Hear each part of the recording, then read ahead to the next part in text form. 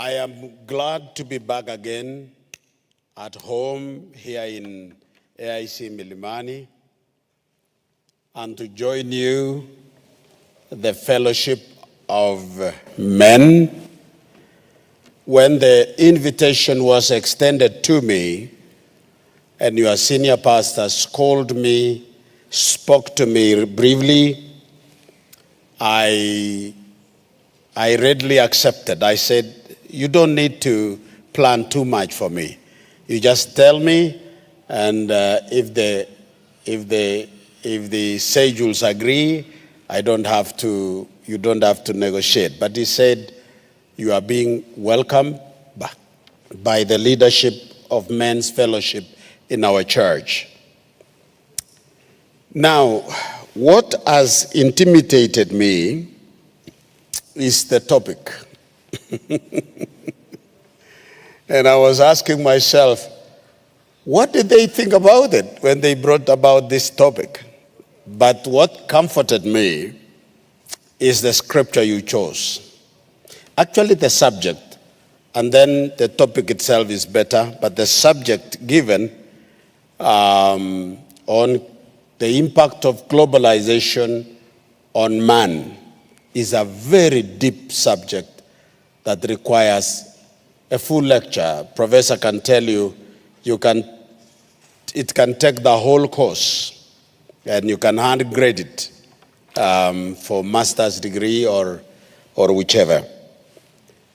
But I'm going to, because I'm speaking in the light of the scripture, then that makes it easier for me to approach it. And I am glad to join you this evening. And as the pastor said, I'm going to speak to you from three dimensions. Devotionally, I want to share with you from the heart of a pastor for fellowship as a Christian. The second part, I want to speak to you from this topic socially, societal, true, factual experience that man has had in a period of the last 100 years. The losses and the gains in making of a man in our society today. I will also combine with intellectual scholar. I'll give you from a very scholarly level that you are able to interact with me in the world of intelligentsia. That is, interact in the world of academia, which talks about research. And you are able to go back and use the notes to further understanding this particular topic and whatever that will come from my speech tonight. You are able to expand it. It will be easy for you to reach various places.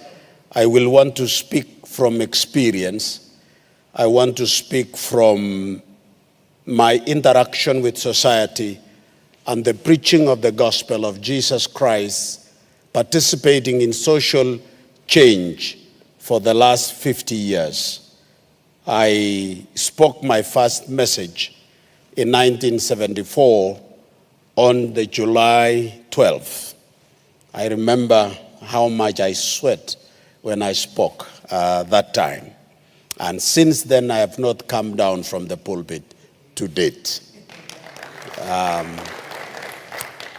I rose from a lower cadre, from a Sunday school teacher in the church. I became a choir master at one point.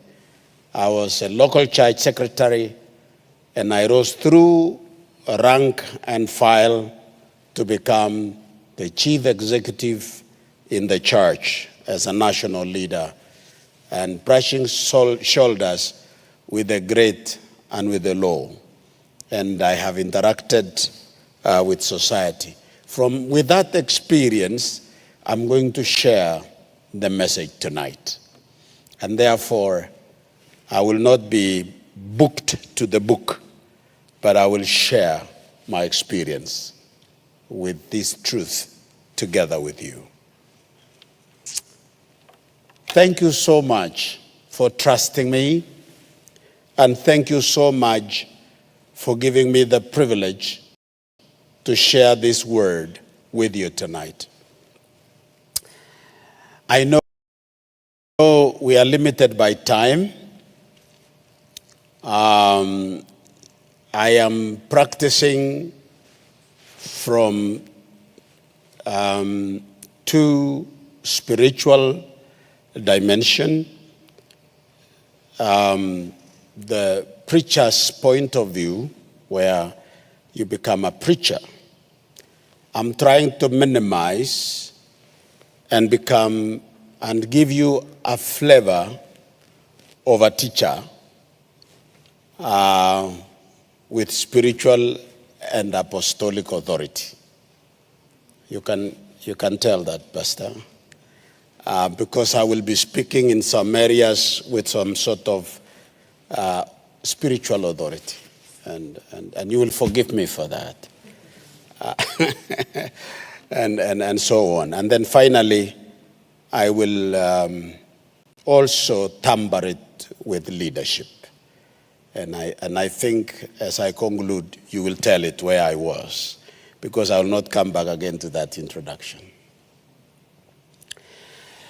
The topic tonight is an age-old topic that has been handled by many preachers in history and in the movement of Christianity in the recorded history, in the book of Genesis.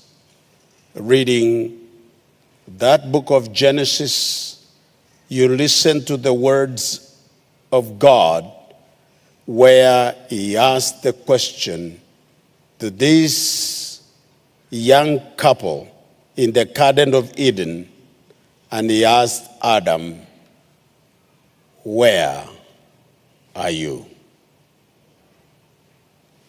That is the topic today.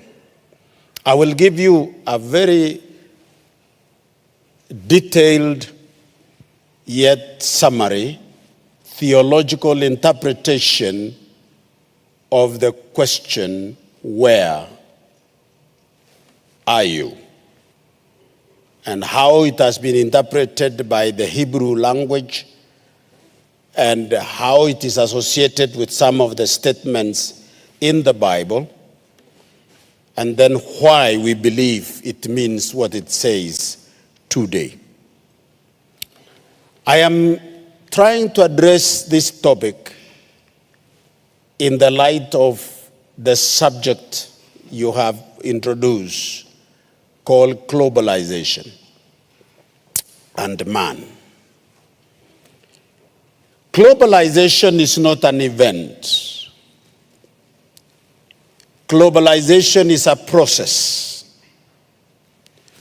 which has had an impact in increasing interaction. That's number one. Number two, interdependency between people all over the world. It has brought interdependency in areas of economics. And then the final one, and why it is important in this topic, is cultures and traditions all over the world. Some of the things that has really gave movement of globalization as its process of interaction with societies all over the world, some of the components that has made it reach the whole world with a lot of attraction and acceptability are essentials to human survival. It includes, and not limited to, goods, services, finances or resources, and capital. It also includes human resource, people across the world, and above all is what you don't touch it, but yet it moves, and that is ideas, thoughts that impact and changes a people. These things works across borders. This leads me to the second question: when did globalization start as we know today? It started in early 1900, and it was realized by 1914 and concretized at the beginning of World War I and World War II. It was driven by industrial revolution.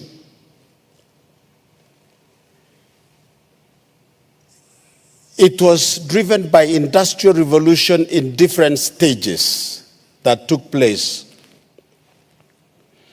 So I just wanted to give you in a very simple way that industrial revolution impacted in the world in several dimensions for some of you who have heard about it. When we were taking a cup of tea, the elders were asking me, what are these stages of industrial revolution? We are in the fourth stage today, the digital one, with the 3 dimension of big data, virtual reality, and artificial intelligence. I think this once it has reached the peak, the words of Albert Einstein will be true when he said technology will reduce humanity to idiots. And in our last meeting, I told you, remember how we have almost becoming idiotic in our houses. When we go home, arrived from our busy schedule of the day, and you find yourself as a father, you are seated in a corner with your laptop, continuing with the work you had in the office, maybe, or you are just enjoying yourself by the social media. Then your son is rushing to his own room, and you check on the window and you see the light is blue. That means he's accessing the internet. And so is your daughter. And because we are typical African society, mama is the one cooking in the kitchen. And she has the power of multitasking. He will have his smartphone on this corner, and then cooking on this side, and then singing at the same time. And no one is interested with anyone. We are all together at home, but isolated by technology. Everybody is in his corner. And I long for those days we used to come home and we are able to talk and interact and really tell the tales of the day, but now phones are isolating us.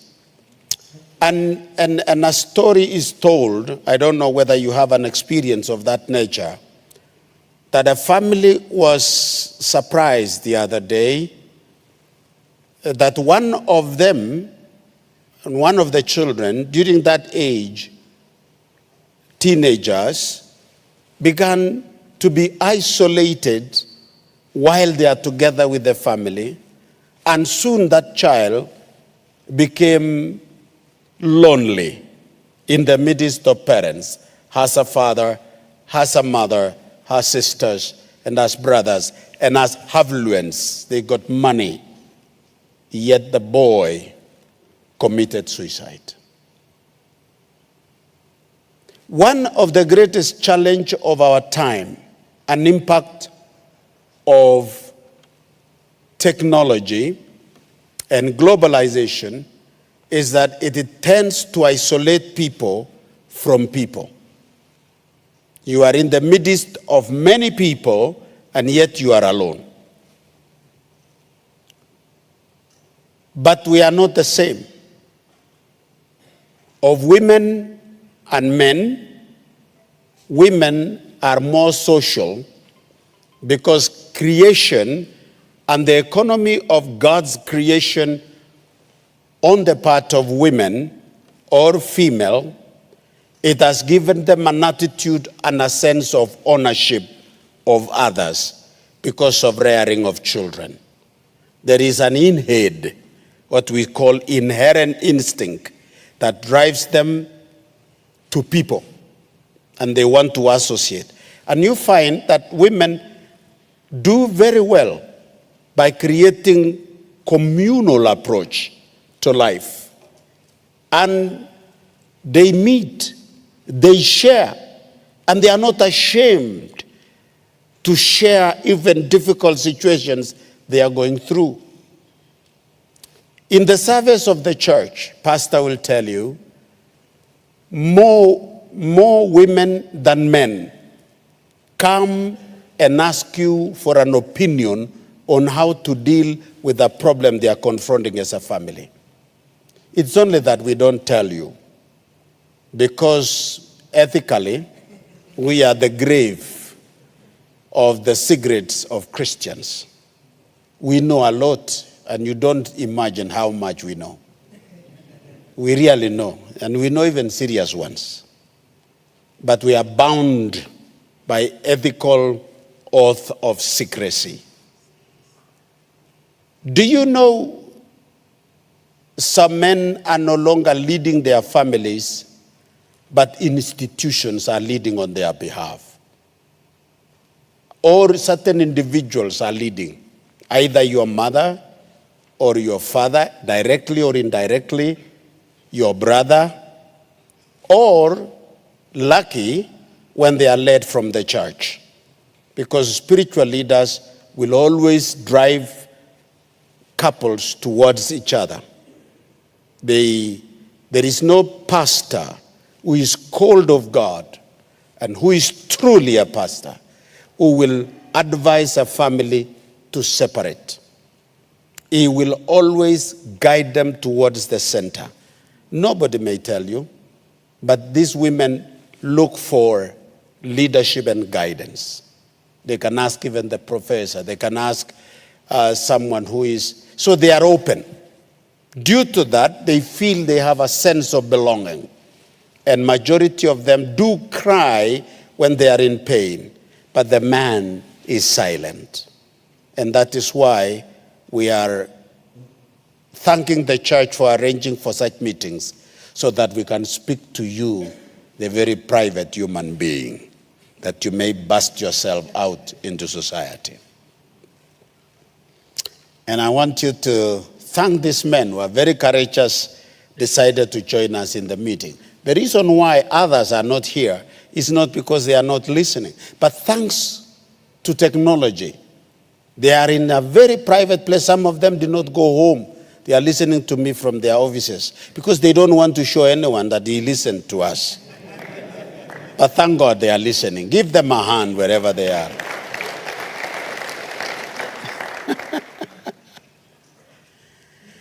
So I don't want to go too much to globalization in areas of economy, in areas of various cultures, in areas of ideas, but I want to narrow it so that I don't shoot in different dimensions.